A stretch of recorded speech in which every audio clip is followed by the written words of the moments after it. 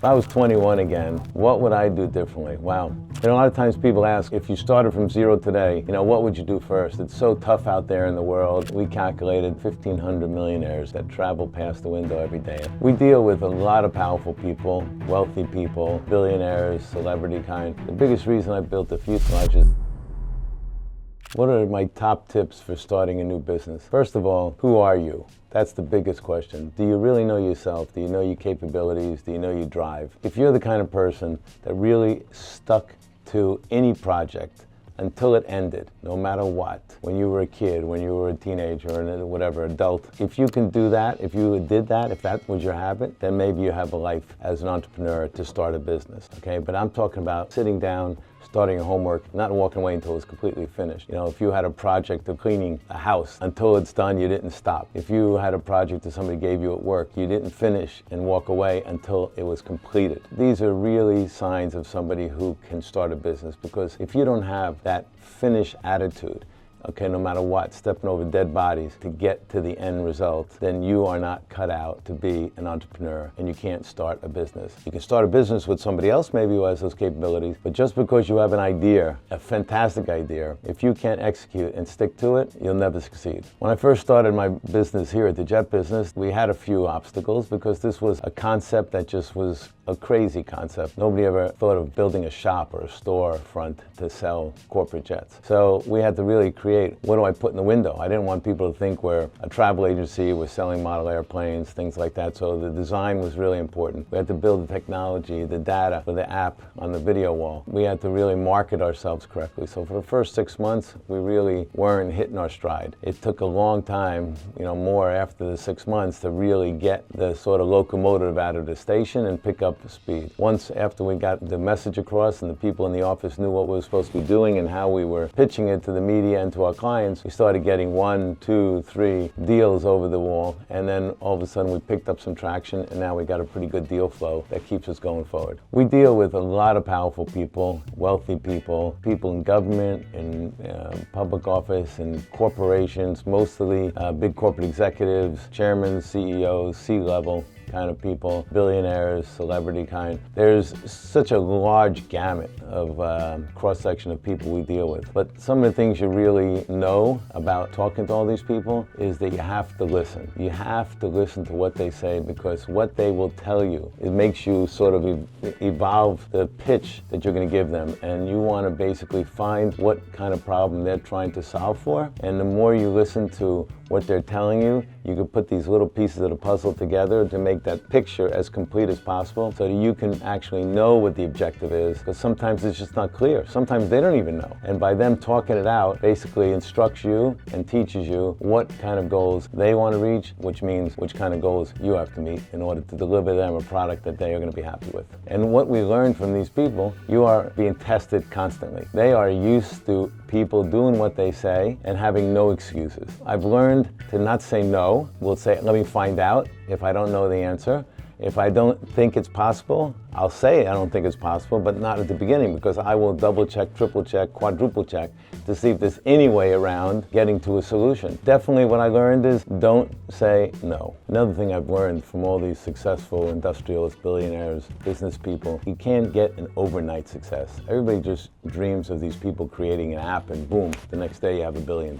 It really doesn't work that way. Nobody ever understands the thousands and thousands of sleepless nights most entrepreneurs have before they hit that overnight success. It reminds me of this saying that Ratan Tata, like an 87-year-old industrialist from India, a very successful guy with multiple companies. He says that slow success builds character, fast success builds ego. Just something to keep in mind. If I was 21 again, what would I do differently? Wow.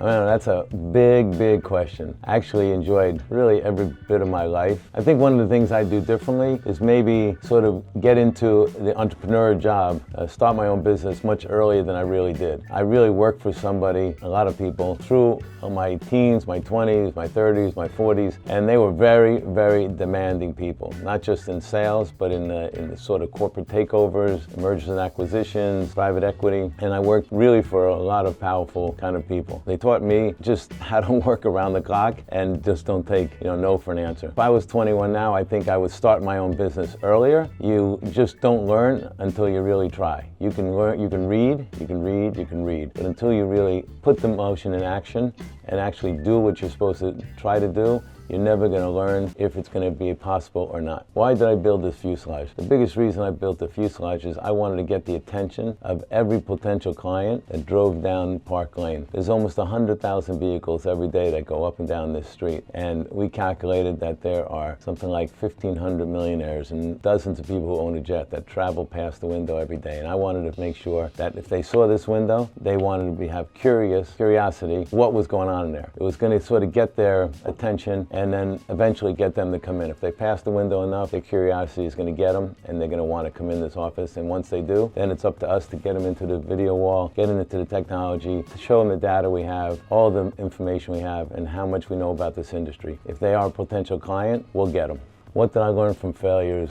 Wow, you learn everything from failures, okay? But if you don't try, if you don't move forward, if you don't sort of execute a plan, you can't fail. So you can always talk about doing something, but if you just keep talking about it, you never fail, and if you don't fail, you're never gonna learn. Reading out of a book, how to execute a business plan, how to build a business, it's nice in theory, but until you really do it, you won't know. A lot of times people ask, if you started from zero today, what would you do first? It's so tough out there in the world, there's so much competition and things, but I really think that today it's so much easier to go from 0 to 10 than it was 10, 20, 30 years ago.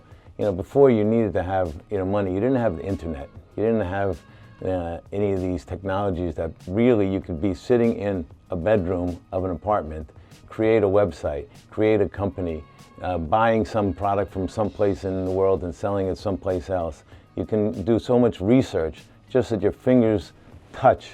There's now with ChatGPT and AI, it's amazing how educated you get on any subject in a second. So if you really think that, I have an idea, it's so easy to see on the internet if somebody else has that idea. Is it a waste of time to do it? So really, you could do some research really quick at that 0 point and see if it's a good idea. And then you can go each step along the way. You can find resources, you can find people to help you, you can find reports, data, everything off the internet. So I think that really starting from scratch today for the younger generation is just so much easier. The problem is you have to have that determination to sit home or sit in an office, get a group of friends together to really have like-minded energy and determination to drive forward and really not think about just going out and partying and texting friends and things like that. I mean, really you have to be so dedicated and want to do nothing else but succeed. If you don't have that drive, then you'll get a job working for somebody else. I like to read when I'm traveling. It sort of continues my education process besides for learning from all the different clients that I deal with. But basically the three standout, I think, books that come to mind that really have an impression on me are one by Tony Robbins. It's called Life Force. I'm into longevity, anti-aging and things as I age, which I'm doing. I'm trying to find ways to basically live my life healthy, really take care of my health rather than take care of my sicknesses. So really healthcare instead of sick care. Such an easy to read book about every single kind of advancement in the medical field that's easy to understand. Everything from longevity, anti-aging, any kind of medications, anything that you really want to know how to sort of extend your life in a much more healthy feeling, in a healthy body, internally, exterior, and in mind. The next book is Peter Diamandis.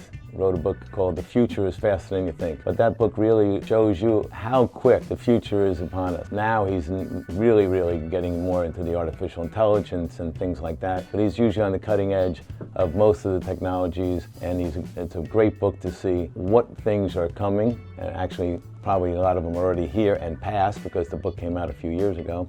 But it's a great book to sort of get yourself up to speed on really where this world's going from as far as technologies. And the third book is my all-time favorite, which is Atlas Shrugged.